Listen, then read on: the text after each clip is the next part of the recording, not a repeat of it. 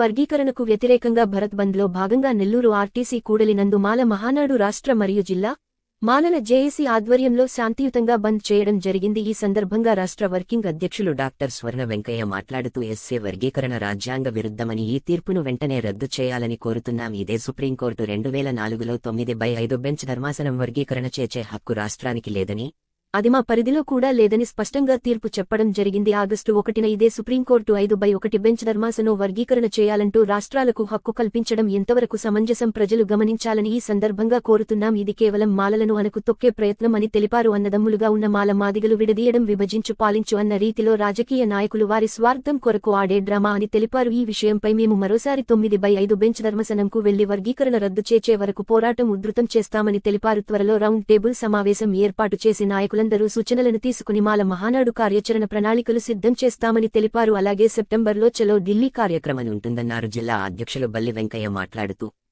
వర్గీకరణ అనే పేరుతో మాల మాదిగలను విడదీసి వారి హక్కులను కలరాయడమేనని అన్నారు. అలాగే రాబోయే రోజులలో అసలు రిజర్వేషన్ లేకుండా చేయడమే వారి ప్రధాన అజెండా అని తెలిపారు. అలాగే జనాభా ప్రాతిపదికన 15 ఉన్న రిజర్వేషన్ను 25కు పెంచలేగాని విడదీయడం ఎంతవరకు సమంజసం ఒకసారి ఆలోచన చేయాలి. వర్గీకరణ ఆపే వరకు గ్రామ, మండల, జిల్లా స్థాయిలో మాలలను బాలోపేతం చేసి పోరాటుధృతం చేస్తామని తెలిపారు. ఈ కార్యక్రమంలో మాజీ ఏఎంసీ చైర్మన్ ఎంబెటి ఏసునాయుడు, జిల్లా ఉపాధ్యక్షులు లాలం పెంచలయ్య, ఆరవ ప్రభాకర్, జిల్లా యూత్ అధ్యక్షులు బల్లి శరత్ కుమార్, రాష్ట్ర మహిళా నాయకులు సుజాతమ్మ పద్మగారు, మాల జేఏసీ నాయకులు వాదన దాసు, ఐక్యత ముద్దు మా బిడ్డలకు ఒక హద్దు. కాబట్టి ఈరోజు మా బిడ్డలను ఇళ్లలో దూరి మానభంగాలు చేసినా, మమ్మల్ని నడి రోడ్డు మీద నరికేసినా కూడా మేమిద్దరం విడిపోబట్టి మా బలం తగ్గిపోయింది. కాబట్టి ఈరోజు మా మీదకి వచ్చి దౌర్జన్యాలు చేస్తున్నారు. అదే మేము కలిసిన రోజుల్లో ఒక చుండూరు, ఒక కారం చేడు ఉద్యమాలు చూసుకుంటే 30 సంవత్సరాలు ఎంత విజయం సాధించామో అన్న సంగతి ప్రతి ఒక్కరు యావత్ భారతదేశం రాష్ట్రం మొత్తం తెలుసుకోవాల్సిన ఆవశ్యకత ఎంతనా ఉంది.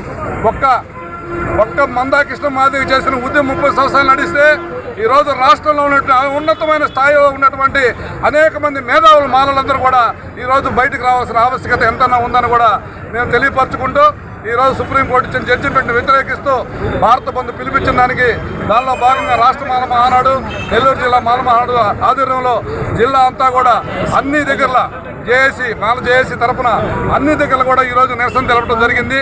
మేమందరం కూడా శాంతియుతంగా ప్రజలకు ఎక్కడ ఇబ్బంది జరగకుండా మేము శాంతియుతంగానే ఈ యొక్క ఉద్యమాన్ని మా యొక్క నిరసన తెలియపరిచాం. మేము 9th బెంచ్కి తనలోని 20 మందితో నెల్లూరు జిల్లా నుంచి ఢిల్లీకి ప్రయాణమై మేము 9th బెంచ్లో మా యొక్క అప్పీల్ని మేము అప్పీల్ చేసుకొని మా యొక్క డిమాండ్స్ని మేము మళ్ళీ ఈ వర్గీకరణ వ్యతిరేకిస్తూ మేము 9th బెంచ్కి అప్పీల్ చేసుకోవడానికి మేము సిద్ధంగా ఉన్నాం. రాష్ట్రంలో నలుమూలలు ఎక్కడ చూసినా కూడా మీరు ఈ యొక్క ఉద్యమాన్ని ఉధృతం చేసేదానికి ప్రణాళిక సిద్ధం చేశారు. రాష్ట్ర నాయకులందరూ కూడా అంచెలంచెలుగా మేము నెల్లూరు జిల్లాలో కూడా ప్రతి మండలంలో, ప్రతి నియోజకవర్గంలో మా ఉద్యమాన్ని ఉధృతం చేస్తామని కూడా మేము తెలియపరచుకుంటూ, భవిష్యత్తులో ఎక్కడ కూడా మేము ప్రజలకు ఇబ్బంది జరిగే విధంగా మా యొక్క నిరసనలు, ఉద్యమాలు ఉండవు. కాబట్టి మేము ప్రజలతో మమేకం అయ్యి మా ఉద్యమాన్ని, మా యొక్క కార్యాచరణ ప్రణాళికని సిద్ధం చేసుకొని మీ యొక్క వర్గీకరణ వ్యతిరేకిస్తూ మా డిమాండ్ మేము సాధించుకుంటామని కూడా మీకు ఈ పత్రిక ముఖ్యంగా తెలియపరచుకుంటాం. బీసీ కులాలు 130 కులాలు ఉన్నాయి. 130 కులాలు ఉన్నాయండి. బీసీ కులాల్లో 130 ఉన్నాయి. ఏబిసిడి పెట్టాడు, నేను తప్పంటుండేది. అయితే స్వాతంత్రం రాకముందు ఎన్నో ఏళ్ళ సంవత్సరాలు ఎస్సీలు అనబడేవాళ్ళు ఈ మాల మాదిగ దాంట్లో ఉన్నటువంటి ఉప్పు కులాలు చాలా ఉన్నాయండి. ఆ కులాలు ఎక్కడ ఉన్నాయి కూడా ఎవరికి తెలియదు. ఇక్కడ కాలేజీ కూడా ఎక్కలా. మేము కాదంటాం లేదు. ఎక్కడ లేనటువంటి వ్యవహారం ఐక్యంగా ఉన్నటువంటి మా 15%ని మీరు 2 భాగాలు చేర్చి మీరు లబ్ధి పొందాలన్నా పార్టీలకు అతీతంగా ఏదైతే ఈరోజు అధికారంలో ఉన్న కేంద్ర గవర్నమెంట్ కానీ, స్టేట్ గవర్నమెంట్ కానీ వాళ్ళు సులభం కోసము ఈ వర్గీకరణ పెట్టడం జరిగింది. దేశంలో కూడా ఎక్కడ కూడా 28 రాష్ట్రాలు ఎక్కడ కూడా అంగీకరించాల, ఒక 2-3 రాష్ట్రాలు తప్ప. మేము దాన్ని వ్యతిరేకిస్తున్నాం. మీరు చేయండి. జనాభా ప్రాతిపదిక ప్రకారం రాజకీయాల్లో రిజర్వేషన్ ఇవ్వండి, అదేవిధంగా ప్రైవేటు సంస్థల్లో రిజర్వేషన్ ఇవ్వండి, అన్ని కులాల్లో ఇవ్వండి. మేము దానికి వ్యతిరేకం కాదు. 15% ఉన్న మాల మాదిగలమి, ఉప్పు కులాలమి మీరు ఎందుకు విభజిస్తున్నారు? ఎందుకు వచ్చింది ఇంత అవసరము? ఒకప్పుడు జరిగినటువంటి సుప్రీంకోర్టు లాస్ట్ గవర్నమెంట్లో అది తోసివేసింది. ఇది సరైన పద్ధతి కాదని మళ్ళీ మీ ప్రభుత్వాలు వచ్చిన తర్వాత మీరు అనుకూలంగా మీరు తీర్పిచ్చుకున్నారు. ఇది మేము చల్లదంటున్నాం, ఇది కుదరదంటున్నాం. మీరు ఎటువంటి పరిస్థితుల్లో దీన్ని విత్డ్రా చేసుకోవాలి. లేని పక్షంలో అంచెలంచెలుగా భారత బంద్ కదా, ఈరోజు పక్కనే ఉన్నట్టు బంగ్లాదేశ్ ఏ విధంగా జరిగింది ఒక చిన్న రిజర్వేషన్ కోసం, ఆ విధంగా చేయవాకండి. చేస్తే అన్నీ చేయండి. అది మా ప్రధాన డిమాండ్.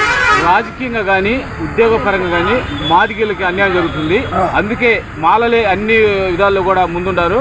అందుకని ఏబిసిడి వర్గీకరణ జరిగితే మాకు మాదిగలకు కూడా న్యాయం జరుగుతుంది అనేది వాళ్ళ వర్షం. ఈ ఎస్సీలోనే దాదాపు 59 కులాలు ఉన్నాయి సార్.